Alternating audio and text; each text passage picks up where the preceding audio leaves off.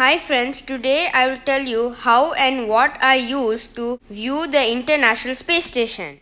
Do you see a white dot that looks like a moving star or an aeroplane? That is the International Space Station seen through the naked eye at night time. If you look carefully, you can see the tiny solar panels on the International Space Station. Here is a more clear picture.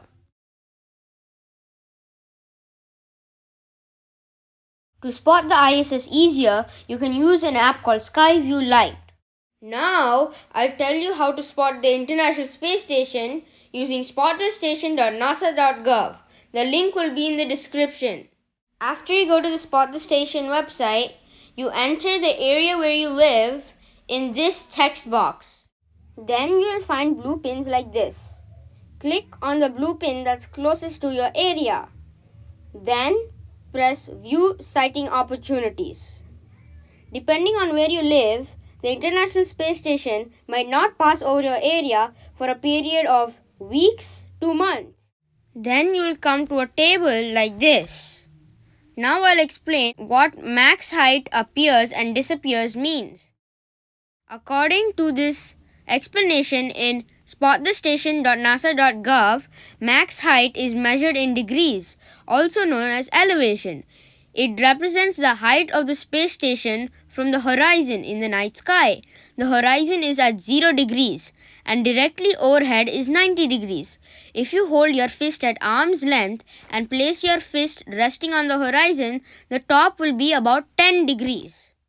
So if I put my arm straight like this, the bottom of my fist will be 0 degrees and the top will be 10 degrees. This will be 20, 30 and so on. Appears is the location in the sky where the station will be visible first. This value, like maximum height, also is measured in degrees from the horizon. The letters represent compass directions. N is north. WNW is west by northwest, and so on. Disappears represents where in the night sky the International Space Station will leave your field of view. Using these directions, you can find the International Space Station, but it can still be hard to recognize.